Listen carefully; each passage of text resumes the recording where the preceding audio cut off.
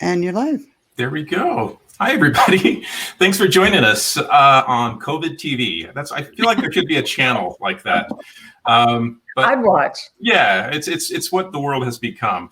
But thanks to Barbara's Bookstore, I'm here with Martha Hall Kelly. She has a brand new book.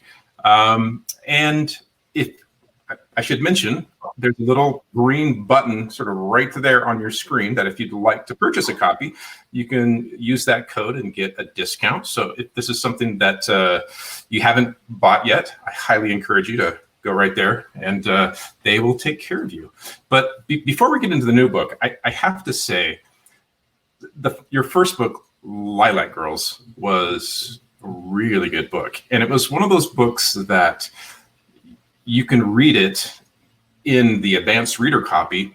And as an author, I was like, oh, this is big. This is going to be a big deal. You could, how could you tell that? Oh, it was just so, I mean. I'm not just asking for compliments. Although I remember them. The subject matter, the writing, the pacing, the plotting, the way it makes you feel. There's an educational component because it's a story that is based in fact that's never been told before. I mean, it just had all these things working for it, but sometimes it just hits you at the right time, and it's like, oh, this is really going to work. I felt that, actually, my wife felt that way with Lisa Wingate's first book. We were in our living room, and I had read it and loved it and blurbed it Before We Were Yours, her big smash. And then my wife read The Ark, and then she finished it and looked at me. She's like, you better hope this book doesn't come out when yours comes out, because this book is going to kill it. I mean, she meant that in the best possible way, because it's just such a good book. And I was thrilled for Lisa's success, because I think that was her 30th book. What? Yeah, that's crazy. She was on a schedule where she was writing 4 a year or 6 a year and just kind of cranking them out. And she made this brave leap where she parted ways with her agent, her publisher, and she went out on a limb to write a different book, and she was going to take a lot longer to craft it. And wow. So anyway, but enough about that. I'm glad Back to you. I have to say that we were talking about this earlier, but before your book came out, I mean, I was honored to write a blurb for it. It was one of those books I'm happy to be on your book because this book is going to do so well. That's how I felt about Lilac Girls. But before it was released, I did send you an email, and I just said, welcome to the Thunderdome. And that scared me. What's that? That scared me. I was like, what does that even mean? And then I found out it's so true. Yeah. When it comes out, it's like being in Thunderdome. It's a whirlwind of success, and it's going to consume a lot of your time. You probably never thought you'd spend as much time on the road doing book events as you ended up doing in the success of that book. But that's part of it. But we're here to talk about a new book. So for those of you that haven't picked up or read, there it is. Yeah. Is it on NetGalley as well? Yes, it is. Okay, so some people may have already read it out there. I guess I should say it's been out for a couple of weeks too, so people have definitely read it. Yeah. So why don't you tell us what it's about for those that need to know?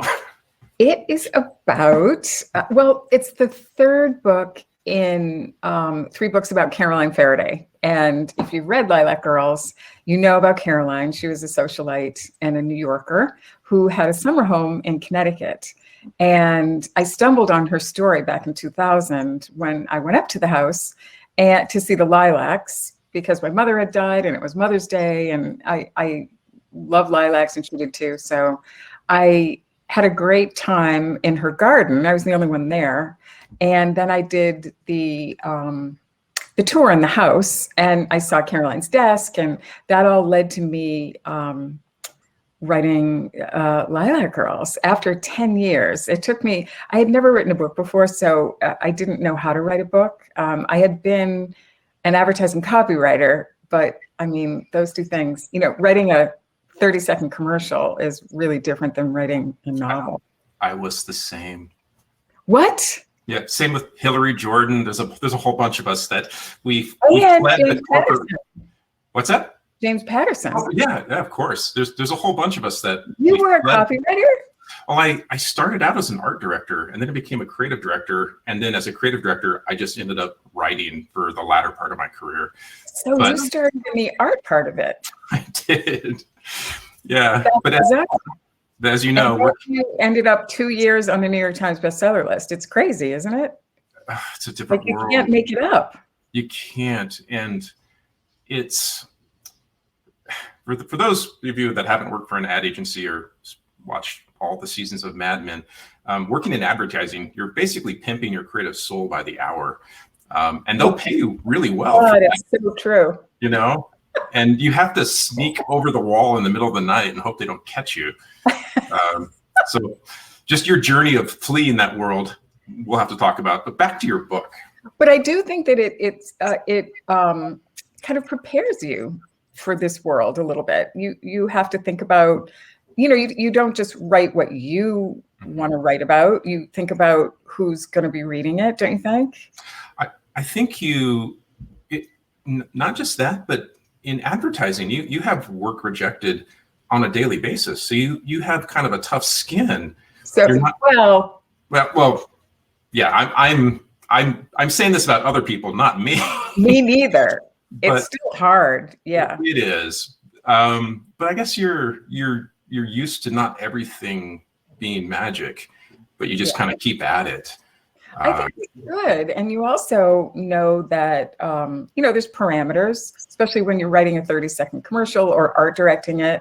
You have to kind of be concise. So anyway, yeah, we're wonderful because we were in advertising. But wait, I've lost my train of thought now. We paid our dues. You're talking about, where did this new book come from? Just lay it on.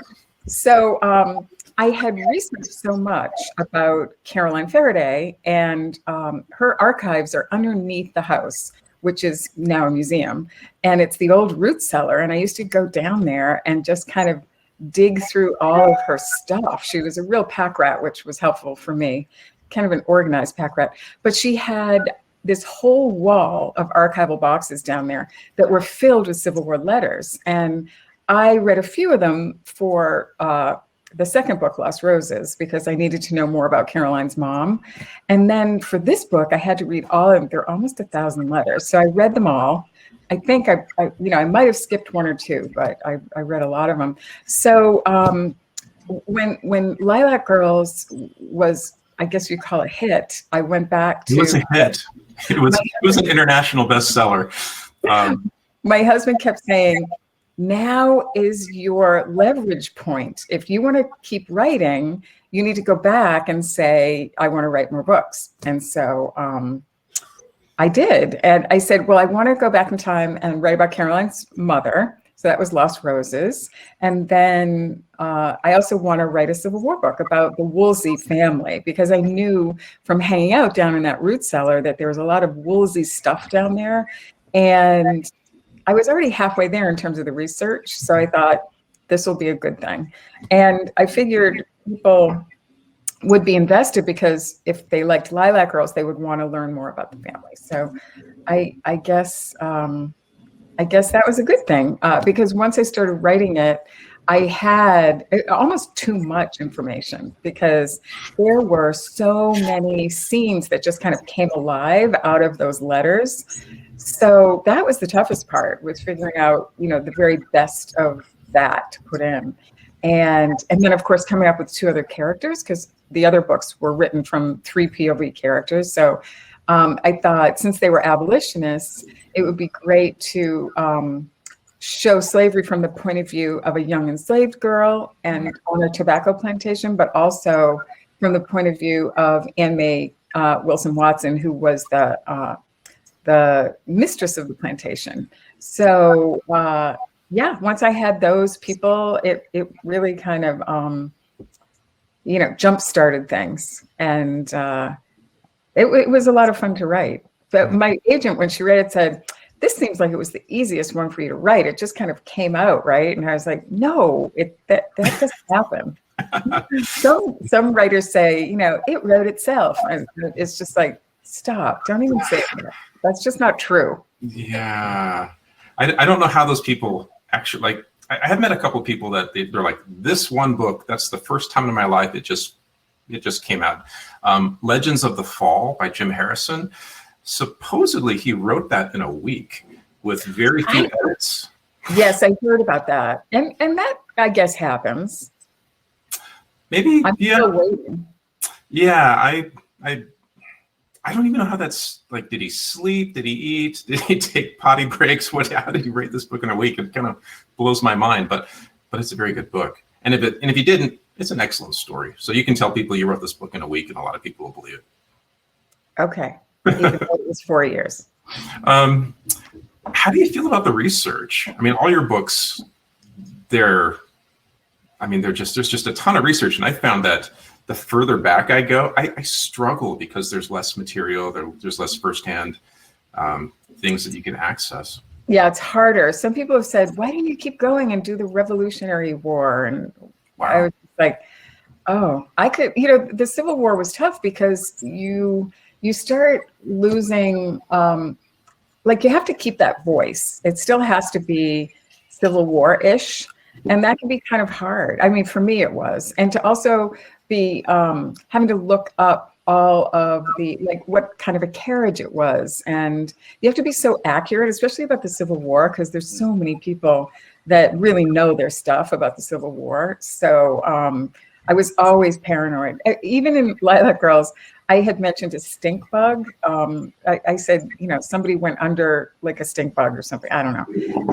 And a bug person got in touch with me and said, this was 1957, and stink bugs were not introduced to the United States until 1958. And so I was like, really, you're not going to give me the year? So people are very, have you found that too, that they're a little picky when it comes to? Yeah, I mean, I'm guessing because we both write historical fiction. We do we really just go down that research rabbit hole. That you're going to put stuff in there and you're going to try to build this verisimilitude. You're recreating this world. But then there are things that aren't, a major part of the plot or story that I will let those go. So in my first book, I mentioned Casper the Friendly Ghost in 1942, but he wasn't created until 1943. But it made a good metaphor in that moment. So I told my copy editor, I'm like, I don't really think anyone's going to know or care. They know and they care. People get in touch with you? Yeah, but it was unfortunate that, fortunate and unfortunate. I did my first big interview was with Scott Simons, who's a big national NPR thing, and he had me read the passage that had Casper. Oh, and no. So NPR website was just bombed with all these people who are really into Casper the Friendly Ghost, just commenting on the history and the creator, and I got it wrong. And a year, really? Yeah, I know. But how cool that you got to talk to Scott Simon, little Scott Simon. The terrible thing is, I didn't realize he was as huge as he was until that's better though. After I did the interview, because I had done a bunch of interviews, but I didn't realize he was like the guy. That's better you didn't know, because you would have been nervous. But it totally freaked me out. But I loved him. Is he still with us? He is, yeah. Oh. As of last couple of months, I think I saw his tweet. So unless someone follow him, I need to make a note to follow him. Yeah, he was such a genuine man. Like sometimes, I'm sure you do the gambit of interviews, and you do the ones where there's a person who's read the book, is passionate about it, or has some connective tissue to the book, shared history, and then there's the ones where they send you to like a TV station at noon, and there's an anchor or a weather person who's never read your book, but they have to talk to you for 6 minutes on camera, and those are always special experiences. Special, yes. You got to go through that, though. I'm sure you've had media training. I have not. We've both been in advertising. I don't think we needed it. I didn't have media training either. Oh, really? I Yeah. went to a Random House event one time, and there were three other writers on the panel. And the handler said, "Well, of course you've all had media training." And they all went, "Yes." And I went, "What? How did I?" Maybe they just thought, you're in advertising, you don't need it. If you're in advertising and you're making presentations, you're going into a boardroom sometimes of not so nice people, and you're bearing your soul, you're sharing some idea, and you have to be quick on your feet. That's Yeah. It's all that stuff though about you're supposed to. Oh, we're waiting for Martha to reconnect. Media training, for those of you, I'll just talk about this until Martha gets back here. With certain books where the publishers anticipate them, being fairly successful, and there's going to necessitate a lot of interviews, they will bring in someone and to work with you for a couple of days on media training. They'll do like pretend interviews and ask you a bunch of questions. And really, I think half of it, there you are, you're back. How did that happen? I was like Dr. Evil, you pressed a button and I just went somewhere. It was Garth Stein. I blame Garth Stein. I love Garth Stein. We're friends. While you were gone, I was doing my little soft shoe, but I was talking about media training for people that who are watching this and are not sure what it is. I was explaining what it is, but I think part of it is not just training you, but to make sure you're not a crazy person. Really? That they're going to put you in front of a camera and you're going to go off on some sell Amway or go on some strange. Talk about Thunderdome or something. Yeah, something like that. Exactly. Sell Amway. I don't know. It's kind of a beauty contest, and I don't mean telegenics. They just want to make sure you're comfortable talking about your work. And Ann Tyler doesn't do media. She doesn't do book tours. She doesn't sign books. No, she says my work should speak for me. And well, she's Ann Tyler though. She can say that. No. Yeah. I think if I said that, they'd be like, Martha, go do it. Yeah. I like doing it though. Maybe Ann Tyler just, doesn't feel comfortable. Yeah, for me, and we were both in, not to go back to advertising, but in advertising, you get your work rejected. When you have a successful book like yours had been, those interviews, no one's telling you what's wrong with them. They're saying nice things, and it's kind of like getting to blow out your birthday candles again and again and again. It's a pleasant experience. So. Yeah, that's a great metaphor. I may steal that. Steal it. That's the way I'll attribute it to you. Maybe. Oh, that's something in advertising we got from advertising. My boss used to steal my stuff all the time. So yeah. So how has it been launching a book mid-pandemic? How's that been? Well, not optimal, right? No, it's not. I'm really, frustrated, but at least, this is wonderful being able to do this.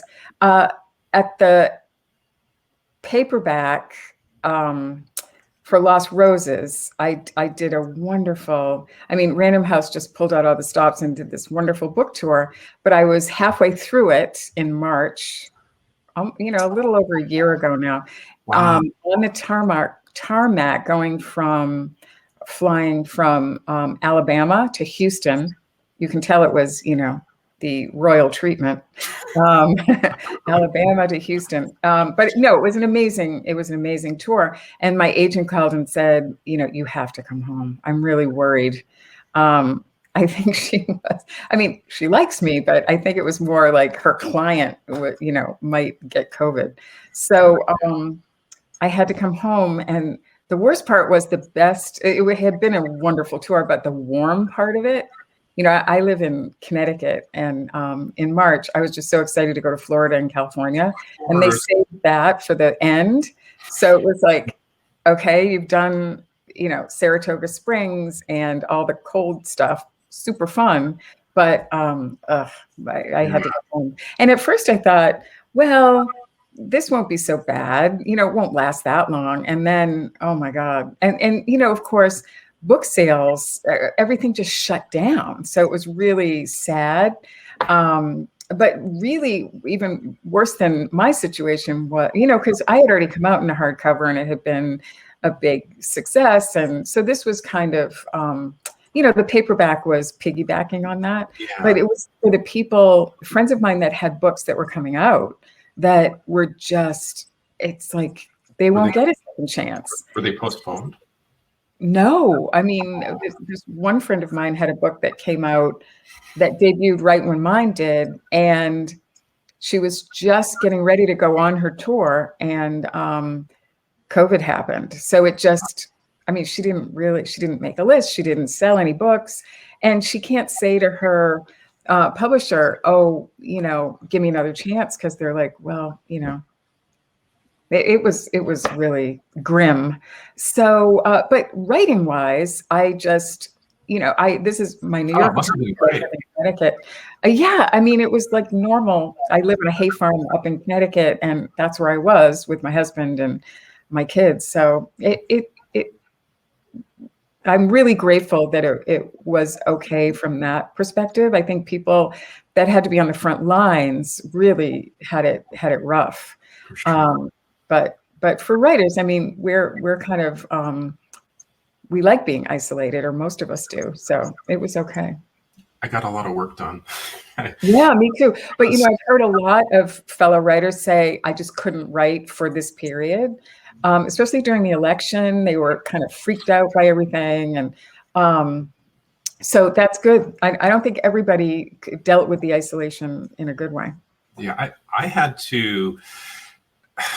And I've failed at this a bunch of times, but I had to not look at the news, email, or social media until afternoon. And I'm kind of a morning writer. And then I found I'd be really productive. But if I'm having my coffee and I open up my news browser, and then my whole day goes sideways with political stress or COVID stress. Yes, I know. I follow you on Twitter. So yeah. So I was right there with you. I was down that. Yes. It's hard. It can consume a lot of your attention. I found the same thing, that I just couldn't look at any news, and because I'm a morning writer too, and it did the same thing. Because once your brain is kind of there, you can't get back to that fictive dream. I'm always trying to get to the fictive dream. It pulls you out of your happy place, for sure. Yes. And it's hard to get in that happy place, you know, no matter what decade you're in. So people ask me this a lot, so I'm going to ask you, what's been the best thing about your success, and what's been the most challenging thing? Wow. That's such a great, no one's ever asked me that. The best thing about my success, I think, can I pick two things? Actually, let me interrupt just for a second and say, for everyone watching at home, Martha will be answering questions. So I think there's a field where you can type them in, and we will get to them shortly. Sorry. So I feel like you have a radio show or something. You're really good at this. You should have a show. The best thing, I think, I'm super shy. So it really has been an opportunity for me to meet people. And it kind of forces me to do that. And I love it, but I'm just so introverted normally that if this had never happened, I would just be, you know, holed up somewhere. And so that's a good thing. It's caused me to get out and make friends and have a normal life. Like when I was on book tours, I was like, people play mahjong. They have book clubs like this. This is so great. I've never had a book club, never done that kind of thing. So it was just, you know, super fun. The other thing was, the best part is that I get to keep doing this, because when I first wrote Lilac Girls, I didn't mean to write a book, or I didn't want to write a book, but I met this woman named Betty Sargent back in 2000. No, when was it? It was more like 2005, whenever, before I moved to Atlanta. And my husband and I had dinner with her and her partner. And I just started telling her about Lilac Girls. And she said, "Oh, you should write this. This would make a great novel. And by the way, did Mike tell you I'm a book editor?" And I said, "No, he didn't." And she said, "All I need is a chapter." So I went down to Atlanta, and I was like, "That's crazy. Who writes a book?" I mean, I have no idea how to do that. I went to journalism school and like barely used my journalism degree. My parents said I was going to be Barbara Walters, but I ended up being, like, I don't know, like writing bad, like Uncle Ben's commercials. So I thought, how do you write a book? So I went through the Starbucks drive-through one day when I was down in Atlanta, and I ordered my usual decaf cappuccino grande. And by mistake, the barista gave me a caffeinated one. And I went home and swear to God, like Caroline chapters just kind of started coming out. It was crazy. I mean, they weren't great, but they were something. So I sent them to her, and she's like, "Keep going, put dialogue in." I was like, dialogue? I like Googled, how do you write dialogue? So that's how it all started. So I really didn't plan it, if that makes sense. And people go, "Oh, that's crazy. You've always wanted to write a book." But when that happened, I had been to Catholic school for high school. And I remember the nuns used to talk about the ecstasy of marrying Jesus. And I used to be like, "Oh my God, that, that's so great."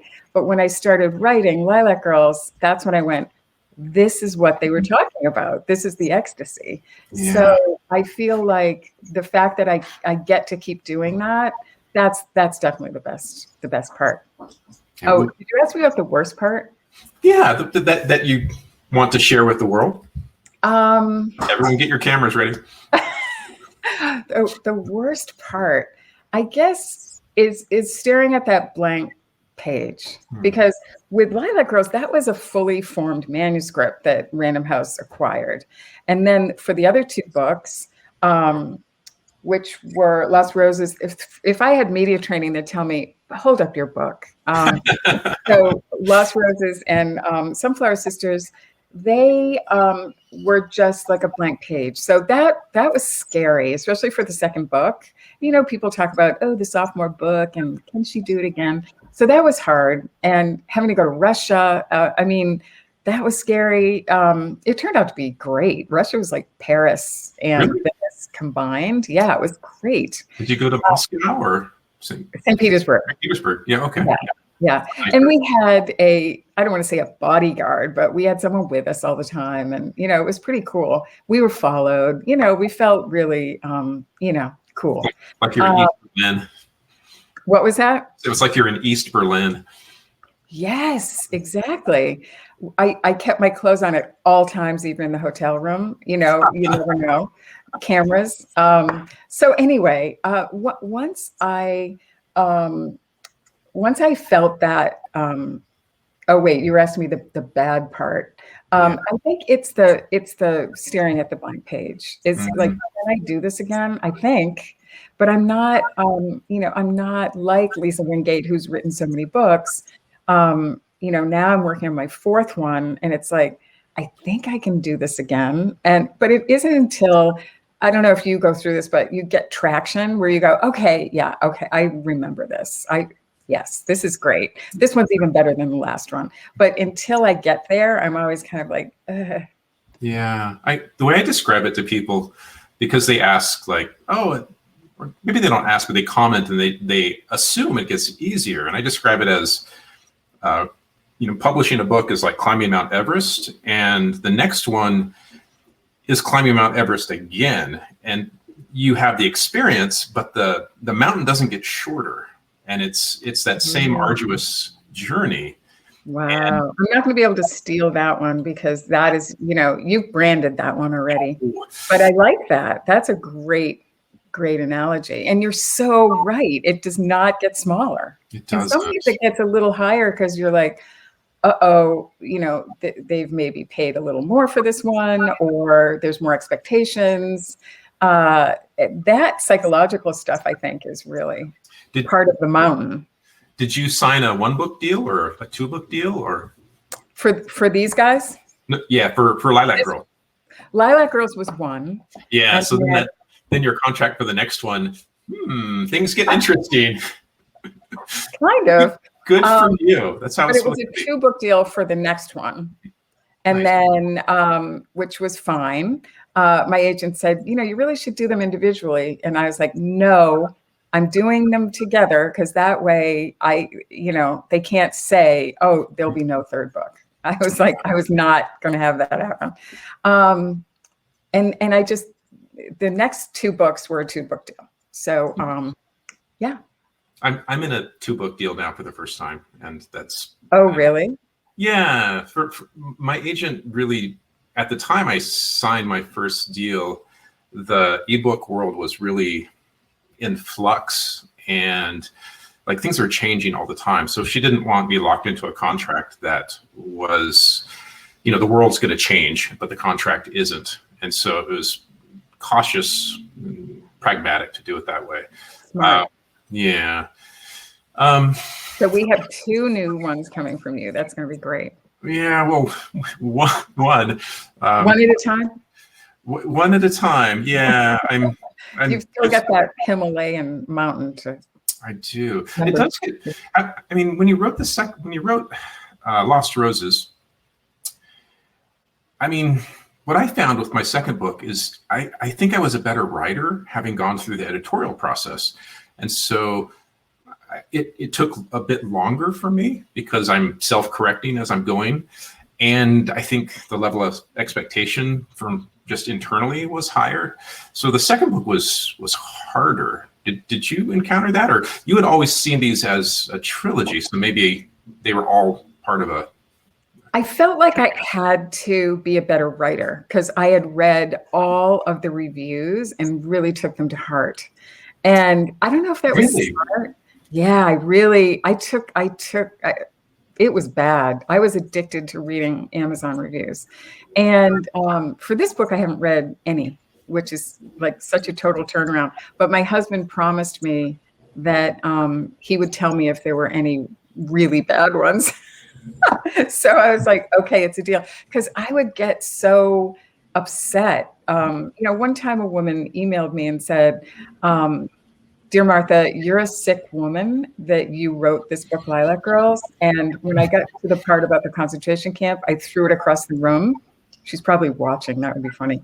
And that was a Wednesday night, and I had dinner with my husband, and I drank almost a bottle of wine. I was so upset about that because I thought, I wrote about these, the rabbits, and I tried to do a good thing. And so I was really bummed out. So I woke up the next day, kind of hungover, and I got another email from the woman who said, oh, I picked the book up again, and I read the whole thing, and it was great. And I was oh my gosh. Come on. So she should delete her email. That she's using that irresponsibly. I agree. But anyway, I don't know how she got she messaged me somehow. But that's my long-winded way of saying I read all of the Lilac Girls reviews and took it to heart. And things like, it takes too long to get into the book. And so I really tried to get into Lost Roses quicker, stuff like that. But I also kind of felt like I had to, some people were saying, it's amateurish, things like that. So I tried to, be a little more writerly about it. And some people actually said, I can tell you really have come a long way as a writer. And it was like, really? It's so funny that people kind of noticed that. And then for this book, I just, I feel like I am what I am at this point. Yeah. But you don't have do you have an MFA in creative writing? No, I do not. I don't either. I'm a self-taught writer. It's just funny that you would even ask that question. When I was in France, I was going, you're probably wondering if I have an MFA, and I don't. And they said, oh, you're a natural writer. That is the best. That's like Colette. That's our preferred writer. So I was like, can I come live here? That is fabulous. So you can come live in France too. Absolutely. They would love you. Yeah, or do love you, I'm sure. The whole MFA thing, nothing against people who have MFAs if you need that sort of structure to to create work in that tough critique environment. But, Hemingway didn't have an MFA. There's so many brilliant writers that are in the canon of great literature that they didn't have a degree in creative writing. I just think it's needless expense. If you want to teach, then sure. And do people ask you that? Do they go, where do you teach? No. Sadly, that has not been a question. Okay. I used to get that, and I'm like, I don't have a college degree, so it's a little typical. But you might seem, very scholarly and teacherly. I don't think I give those vibes off. But I sometimes I wish I had some of the classes, but I do worry. I take criticism to heart so much. I feel like if I had like one bad teacher, or not a bad teacher, but one teacher that like didn't like my writing, I probably would have just said, okay, fine, I'm not going to do this anymore, because I'm like weird that way. So probably for me, it's better that I didn't have someone that could have potentially done that. And also, with us, you what you're reading is us, not something that's been kind of curated. Yeah, there's something to be said for that. But you're a creative at heart, so you don't want to be put in this machine and just crank out a certain type of writer. But I'm sure there are some things that, it took me a long time to learn a lot of stuff. I have 64 writing, but I love craft books. It's my most, my go-to. So I feel like if they could have boiled what's in those 64 books down to like a couple of classes, that would have been okay. Yeah, I was in a workshop in 2006, and there was a guy there who had a degree in creative writing, and he had gotten into an MFA program, and it was just like this intense week. And he's like, I think I learned more in this week than I learned in the previous 4 years of college, because it was all exactly precise craft and the business of publishing as well. Oh, see, I missed that class. I'm still learning that one. Yeah. The Thunderdome class, Thunderdome 101. The Thunderdome. Yeah, the Thunderdome, it's become like this inside joke now for people watching at home. Garth Stein, who wrote The Art of Racing in the Rain, which was a mega bestseller, he read my first book and blurbed it. He said a little something nice on the back, but he saw something in there that he thought was going to be successful. So right before my book came out, he just sent me an email out of the blue that just said, "Welcome to the Thunderdome." And then I did the exact same thing for Martha. And then you're going to be reading an advanced reader copy from a debut novelist, and some of them are good, some of them are great, and some of them will just stop you in your tracks, and you're like, this is a moment that we're going to have collectively as lovers of literature. And then you can send them that email. I'm going to pass it on. I'm going to pay it forward. Pay it forward. Definitely. We have some questions. You mind answering some questions? I'd love to. That's my favorite part. All right. Okay. This is Kathy. And Kathy asks, which character was your favorite and why? Very hard to read the abuse of the slaves. How difficult was that to write? So kind of a two-parter. It was really difficult. Because I really wanted to write a book that got into the real thing. And, we've all seen Gone with the Wind and things like that. And I feel like, just like with Lilac Girls, I didn't want to write a book where, I've read books where they go to a concentration camp. It was like going to a strip mall or something. And I didn't want to do that. I wanted to make it real. And as hard as that is, and, as hard as it was for that woman that threw the book across the room, I really feel like if you can survive it, reading it, you're going to feel like it was, when things are okay in the end, you're going to really feel that sense of relief. So I wanted to do that with Sunflower Sisters too. And I did a lot of research and really tried to get to the heart of what the experience was. And also for Anne Mae Wilson Watson to know what it was like to actually own human beings, because I came into this thinking, how do you even do that? Kind of like with Herta Oberhauser, the Nazi doctor in Lilac Girls. How do you operate on like a 14-year-old girl with and look at yourself in the mirror in the morning? How do you own human beings and still, have a normal life? So that was the challenge. And yeah, that was hard. I have to say this was the most emotional book just because this is us. This is an American story. And the other ones were about Poland. And, I could be a little more removed. But this one, and plus it's the last one in this group. And I had gotten to know the family really well. So, it was just a lot. And the Civil War is just so, I feel like it hasn't really changed in this country from 1865. And there's still that huge gulf. And all my research was just pointing to, that's still where we are today. So that was really, hard to, mourn what's happening to our country. When I was researching the draft riots, which is the largest insurrection in our country. It was 4 days long, and it was and mostly Irish mob. It started because they were upset because they were being drafted, and rich people were able to get out of the draft. But it turned into a race riot, and they were lynching black men and a child, and so it just there were just a lot of parallels to what's happening today. So that was really like emotionally taxing too. But I loved all of the characters. So even though I had to put them through bad stuff, like my kids are always like, "Mom, please don't kill her, don't kill that person," or "Why did you do that?" And they're my best readers, but you have to put them through bad stuff. But I absolutely love them all, even Anne May, who people are like, she was so horrible. My agent, though, weirdly, it's Anne May's her favorite character. I don't know what that says about my agent, but yeah. Interesting. Yeah. The latter half of this question was it hard to write?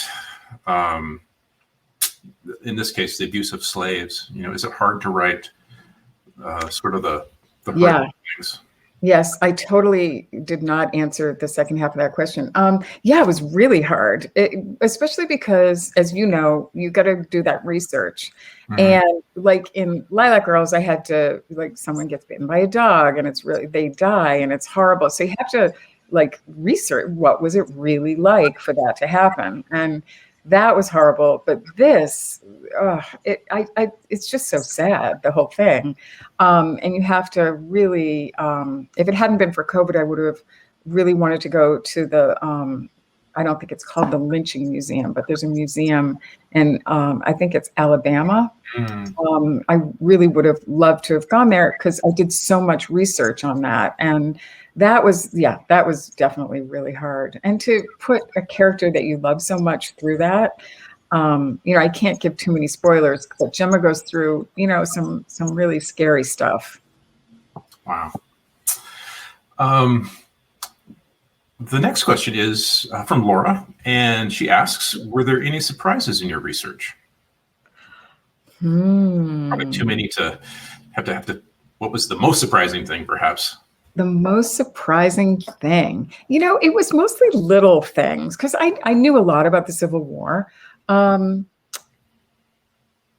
It was mostly things about the Woolseys, things that I found in their letters and things. Just the fact that, and some of them are spoilers, and unfortunately I can't talk about them, but the fact that Georgie would skate around the house on roller skates. They had these things called carpet skates. And that was like a thing. They were rollerblades, basically. And they skated around their houses. And I just was like, what? And in France, they were carrying cats around in cat carriers that the bag, they didn't have a bustle, but they had a hoop skirt and they would carry a cat in a little cat carrier right on their back, really? Kind of like right above your bottom. So things like that I found to be unbelievable. Another thing I thought was interesting, I was surprised at, was I'm from Massachusetts, and I've always thought, oh, Massachusetts, we're so liberal, and I'm sure, I didn't realize that, there were a lot of copperheads, what they would call copperheads, Southern people that are in northern states that are still sympathetic to the Southern cause. And there were a lot of merchants and people in Massachusetts and in the North who opposed the abolition of slavery because for their own economic reasons. So, I mean, that, the scales kind of fell away from my eyes about, Massachusetts and all of that. Lot of people in New York wanted to keep slavery. So that surprised me. But for right now, that's all I can think of. Cool. I love those little historical details too. It can be the tiniest thing, but it's just like you just kind of light up when you learn about it because it's been forgotten. It's been lost to us. Well, like how the people that lived in the South on plantations, if their fiance gave them a ring to test it to make sure it wasn't paste, because oftentimes, it wasn't a real diamond, they would write on the pane of glass in their house, they would write what their name was to be, their married name. And if it didn't write, then they knew that they had a paste diamond. So things like that, those are fun. I love collecting those. I have pads full of those kind of things. But that's super cool. Kathy has a question, and this is a natural question. I always see it, and I always find it kind of funny. But she wants to know, what's your next book about, and are your next two books going to be, or your next book going to be connected to these ones? A little bit. The next one is a Cold War book, and it kind of picks up where Lilac Girls left off. It's 1950s. I love that era. It's been so fun writing about just like the clothes and the cars and I love the 50s. And it is about the rat line. I don't know if you know about the rat. I'm sure you do, but I don't know if everybody knows about the rat line. A lot of Nazis got off the hook and escaped being held accountable for their Nazi atrocities by going to South America on what they call the rat line. And Operation Paperclip was they bring the scientists and give them jobs in the US. Exactly.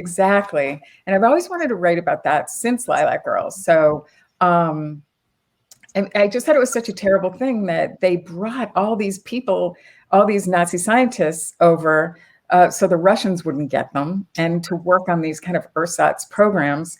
And a lot of them, they really should have been executed or at least tried. And it just was such a hypocritical, awful program. And when I read that one of the actual rabbits from my book, Nina Ivanska, she inspired the character of Kasha. When I found out that she actually identified a Dr. Schreiber who had been part of the operations on, the gruesome experiments on the rabbits. And when she was in this country because Caroline Faraday brought her over before all the other rabbits came over. And she found out that when she was over here for rehabilitation, where the doctor said, I saw in a medical journal that Dr. Schreiber is here. And she said, Dr. Schreiber, she looked at his picture in the medical journal, was like, he was the head of our, these terrible, gruesome experiments that they did on us. This group of doctors, they were Jewish doctors at in a Boston hospital. They got in touch with the FBI. The FBI interviewed her, and she said, "Oh, absolutely, this guy was really bad." And so, it's like they were kind of exposed. Operation Paperclip was exposed. So when I found out that actually happened, I thought, wouldn't it be great to actually put that in a book? So that kind of started the whole Golden Doves idea. And it's two characters this time, not three. And one is an American, half Jewish, who survives Ravensbrück. And she's working for the US Army in the Operation Paperclip program. And the other character is her best friend, Arlette, who's French. And they both survived, but both a really awful doctor did something really bad to each of them. And they spend pretty much the whole book hunting him down across the world, from Venice to Rome to Paris to South America. So that's the Golden Doves, and that I love that. I'm all in. Yeah. Are you? Send me an arc. I'm ready to read that tonight. Seriously? Excited. Yeah. Well, my editor and I are having a meeting on Monday for her to tell me what she thinks. So she's already said, I'm loving it. So, and I think that's going to be fun. And then completely written? Are you done with the first draft or a manuscript? Or with the first draft, but I've proposed something new that is going to, I'm going to have to make some changes. We'll talk, but yeah, I'm going to have to move some things around, I think. But anyway, so that's really fun. And I'm way past the staring at the blank page part for that. And the other book that's coming out after that, which I guess will be number 5, I thought that was the next book. So I wrote it already. And then they were like, oh no, we actually want that other book first. So I was like, okay. But so the 5th book is a thriller, and it is a contemporary thriller. And I think we lost Jamie this time, but I'll keep talking. But it is. I'm still here. You look like you're very tiny in a little circle. Really? Yes, at least on my screen you do. But this is called The Girl on Windy Hill, and it is a contemporary thriller, and it is set in my town I live in a little town in northwestern Connecticut, and I say that it's Massachusetts, Liberty, Massachusetts, but it's actually in my town. So when you read it, you'll be like, I have inside information about Martha, about this book, and it is my town, and it's one protagonist, and it's scary, and it's my house that I've set it in. I don't know why I did that. I'm terrified now. I cannot go in the basement, and even my bedroom, I'm like, this is scary. But so my husband's like, why did you do that? We're gonna have to move. But yeah, so the idea came from when I was doing a book signing. I haven't told anybody this, but I was doing a book signing, and the last person in line always is interesting, I think, because they wait. I've done that myself. But so anyway, the last person in line said, would you come to my book club and talk to my, I teach creative writing. And I said, sure. And she said, well, it's at a prison. And I said, oh, I'm way into prison reform. There's the Concord Prison Outreach. That's fantastic. And I was like, yeah, I'm sure. What are the women reading right now, and what are you doing? She said, well, it's men, and it's in a prison. They go from 1 to 5, and this is 5. This is a maximum security men's prison. And later I researched it, and like Whitey Bulger had been, it was bad prison. And I said, I don't know. I started like backpedaling a little bit. And she said, but you'll wear a wire. You'll be wired in case anything happens.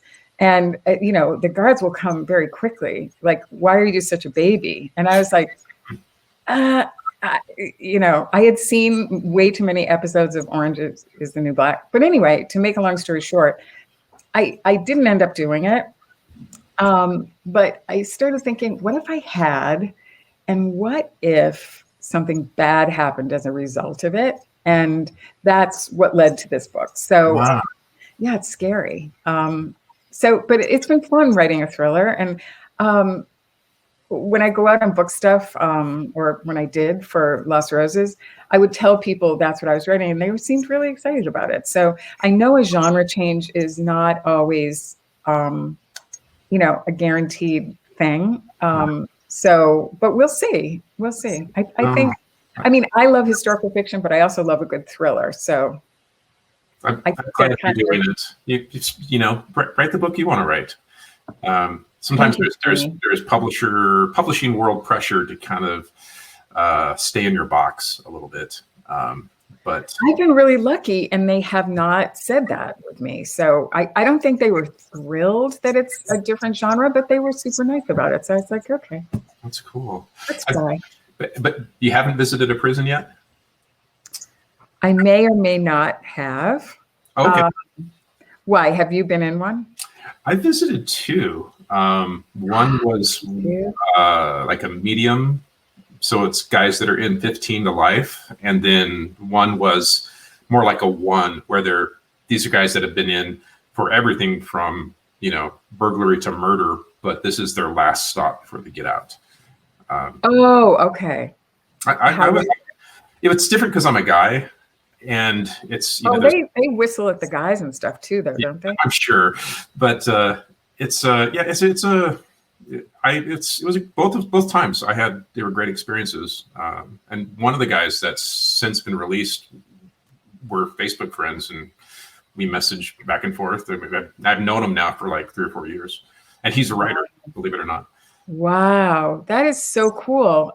Bard College has a program. My son went to Bard, and they have a program where you can get a Bard degree when you're in prison. And I just think that is the best thing, because I mean, if we expect people to carry on when they get out and have a normal life, they have to have an education. So I'm all for that. But my story took a slightly different turn, and it's more drug situation. So you'll see when you read it. You'll see when I send it to you in the year 2024. Cool. Put it on my calendar right now. Yeah. There's another question. This is from Christine, and she asks, do either of you take workshops or professional development regularly? You got to go first on this one. Because mine's short. I did a bunch of workshops before I was published, and those were not a bunch, but I did 2, and both of them were worth the time and effort and money. Since then, in the sort of the peak of success of my first book, I was in Seattle, and I saw that at the Hugo House there was a writer named Connie Willis, and she's a massively award-winning science fiction author, but she was teaching a class on writing romantic comedy because she's a huge fan of romantic comedy on the page. And I thought, I'd love to take that class. So I just took it. I was just Jamie. I didn't tell anybody, like, I'm a published author. And I was just another student and just another person in the classroom. And it was great. I learned a ton. Wow. When was this? Maybe like 2011, 2010, something like that. See, we're getting our MFAs just slowly. Yeah. Bit by bit. Yeah. I did go to one thing before I was published. I had a friend who was a documentary filmmaker who actually has done a wonderful documentary on the rabbits in Caroline Faraday. It's coming out next spring. Her name is Stacy Fitzgerald. And so I decided that I needed to go to a writing workshop. And the only one that was like good for our dates was in Las Vegas. Wow. Yeah. And so she was pregnant with in vitro twins at the time, and she still agreed to come with me. And she has become such a good friend, because I just thought, that's dedication to your friend if you're going to do that. But we stayed in Las Vegas, and it was one of those things where I had never been to Las Vegas. I was dying to go. They had these shooting ranges where you could like shoot an Uzi. Mm-hmm. And I really, I was writing Lilac Girls at the time, and I thought I really should do that. But she was pregnant, so it was like we couldn't go together. But anyway, it was the most amazing conference. And I'd never been to anything like that. And I really needed an agent. And but in order to get to it, it was in a hotel. It was like the Golden Nugget Hotel or something. In order to get to the conference room where it was, you had to go through where all the slot machines were and all the games and everything. Like all the old ladies with the oxygen cannula, and they're smoking and doing, and it was just like so weird. But once you get into this big room, it was just, like this somewhat normal convention. But a lot of the people that were there with books had weird books. Like one had a coffee table book because she was a stewardess, a former stewardess, flight attendant, and she had traveled a lot with Michael Jackson. So she had all these pictures of Michael Jackson, and that was her book. So then there was me that, I had this like concentration camp book, and they did like speed dating where you would go from one agent to the next. And it was crazy. They also have this thing where you could put your first 5 pages into it, and then this panel of agents would pull out whatever those first 5 pages are, and they have to raise their hand when they would stop reading. It was the most terrifying moment of my life. They never picked us, and we were so glad because, I mean, how awful. As some of the people, they would start reading and then just like raise their, it was terrible. So anyway, it's tough. Thank you, Kathy, for that question and my like 2-hour diatribe about my one writer convention. But it was, I think it was worth doing. Absolutely. Maybe one last question. What are you reading right now? Me? Mm-hmm. We have to both answer this. Yeah. I am reading, I should look at my Kindle to show you exactly what I'm reading. I am listening to 3 different books, and one of them is by Elon Musk's mother. What? I know. Okay. It's so good, though. It's so good. Is it called My Son is a Lunatic, The Truth About Elon Musk? No, I like Elon Musk. She's wonderful. And she talks about how she raised him. So I'm like, okay, I'm going to have to start doing this stuff with my kids. Oh. She's just really cool. She's from South Africa, and she was a model early on, and then talks about all the struggles that she had, in kind of like midlife. And she ended up being this unbelievable model, like later in her 70s. And she talks about she's, a terrible dresser. She doesn't like clothes, and how she like, I don't know. And just stuff about Elon and all of that. What else am I reading? I wish I had, I'm in my New York apartment, so I don't have all my books with me. I just finished The Rose Code, which Kate Quinn and I are going to do an event together, and that was great. That was another audiobook. I've been loving audiobooks lately. Me too. Just because, have you? You can multitask, and it's really fun. Oh, the other one that I was reading was Colette. I don't know if you've ever read Colette before. I never had. They just made a movie out of it, right? Yes, with Keira Knightley a couple of years ago. But we drove to Florida, my husband and I, in February, and I have a French character in this next book that I'm writing. So I thought I really want to kind of get into the head of a French person. And boy, Colette was the way to do it. It's so good. It's so racy. I could not, but we were listening to it in the car on the drive back up. And we drove from Florida to like, I don't know, well into North Carolina, just fascinated listening about Colette. She had a really interesting life. So that's my, I'm never reading anything where you can go, oh, is that the latest thriller? I'm going to, pick that up, because I read weird stuff. How about you? I've been on an audiobook kick as well. But the last one that I read was Interior Chinatown by Charles Yu, which was just I absolutely loved it. And then I listened to the Bruce Springsteen memoir, Born to Run, which it's how was that? He reads it, and so it's in his voice. And what I would do is he would talk about making this album, and then I would just stop and listen to the album, and then that's cool. Carry on, that kind of stuff.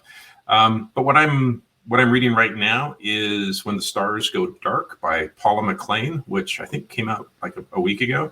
And it was one that I started. I'm like, I just couldn't quite get into it because I just wasn't in the right headspace. But now I'm probably 50 pages from the end and I can't put it down. It's really good. Isn't it funny how you have to be in the right headspace? Yeah. And that can be the difference between loving it. Because so often I abandon a book and I should be more patient, I think. No, I do it all the time. Like there's Oh, do you? Well, not all the time, but I won't, if I read 300 pages and I'm not liking it and there's 300 more, I'm like, I don't need to torture myself to say that I read this book. I can revisit it 10 years from now and maybe I'll be in the right headspace then. And do you and your wife share? Like, if you love something, do you pass it on to her? Do you have the same reading taste? We have overlapping reading tastes. And so there'll definitely be some books, and especially with arcs, like an advanced reader copy will come in and she'll just see it sitting there and she'll like, oh, I'm going to read this. This sounds good. And then she'll be like, you have to read this. This is amazing. But that's really helpful. Yeah. But she has, she's a big quilter. And so she reads a lot of Marie Bostic, and she has novels based around quilts. And so I love quilts and I love sleeping under the quilts that my wife makes, but that's not quite my jam. And like the Bruce Springsteen bio is not her jam. So we each have our own little worlds and then they kind of overlap. That's so cool. I think SNL did you see the Bruce Springsteen thing he was with Barack Obama? No. Was their friends like this or something? Yeah, I'm sure. He's friends with everybody. But anyway, you should Google that because it was pretty funny. Cool. Well, this has taken us into all sorts of fun areas. Yeah, we're a little bit over time, but I wanted to thank everybody out there for spending this evening with us and for getting your copy 10% off. 10% off. Barbara's Bookstore. Follow the link and wishing you all the best. And hopefully in a semi-post-COVID world, we'll be at the same book festival or something and can hang out. Wouldn't that be so fun? And you need to send me your new book because I'm very, very, very excited to read it. Okay, I'll do that. Please. Cool. Thanks, everybody. Bye, everybody. And thank you, Jamie. You're the best.